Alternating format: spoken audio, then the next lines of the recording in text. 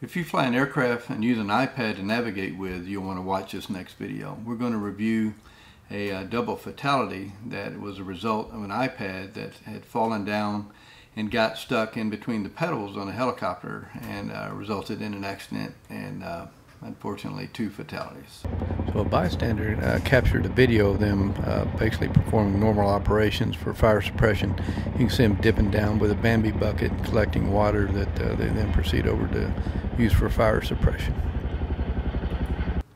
So we'll take a look at the video of the accident here.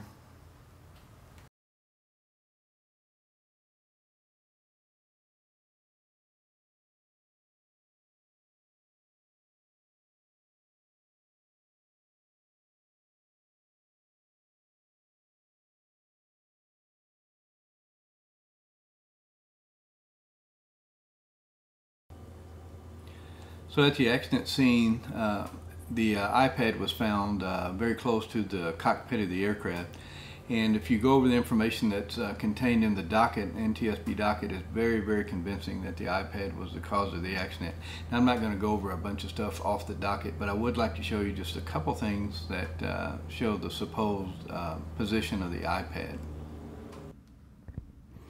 So in this photo, it shows a picture of a person sitting in the right seat, and which is the co-pilot's position. Firefighting, the left seat is the pilot, the right seat is the co-pilot. So this gentleman is sitting in co-pilot's position. This is supposed position of the iPad that would have fallen and gotten trapped down here against the left pedal assembly here. If you look at this next picture here, it shows a little better look at that. You can see that the iPad is sort of wedged in against the pedal adjustment lever and the left pedal assembly itself, and then it would be, the back of it would be stuck against this ledge, and that would be trapping that left pedal forward, where you could not push the right pedal forward to stop that left spin, and just produced an uncontrolled left spin.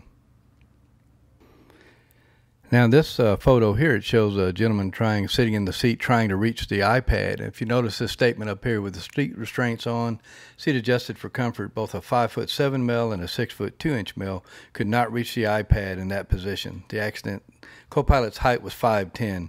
Additionally, wearing a flight helmet would limit the ability to reach down, as the flight helmet would contact the instrument panel, which is located up here. Instrument panel visor, as shown in the figure here. So have I ever had an iPad turn loose and end up falling down into the floor? Yeah, I have, several times.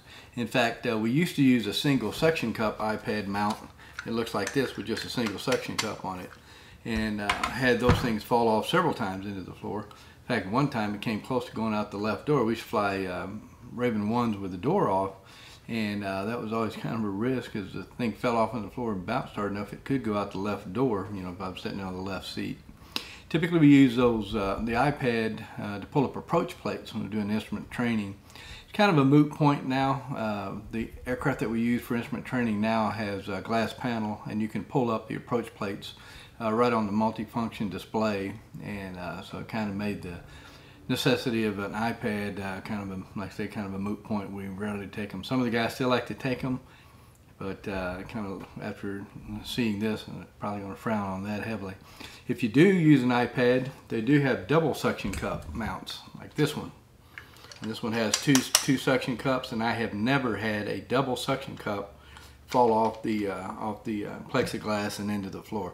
I've had these single suction cups fall off on a regular basis, and we basically don't use those anymore. So if you're going to use an iPad, be very wary of the thing. You know, you want to be sure you've got a good mount that's going to stay put and not fall off into the floor. This could be a heck of a condition with airplanes as well. You know, but the iPad got down around your rudder pedals, and where you couldn't hardly get to it. Number one, that would be the tough thing, would be to try to get to the iPad to get it back out from around the rudder pedals if it fell down in there. So.